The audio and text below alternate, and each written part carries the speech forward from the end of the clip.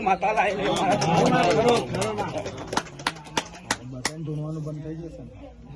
કોઈનો ડોકો નહીં હલવા દઉં એ ફરી હું પણ હું કહું એ રીતે હેડ ભાઈ.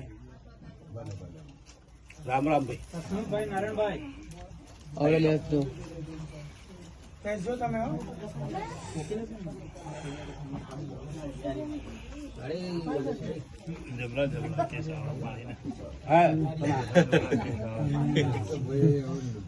બરાબર ભાઈ.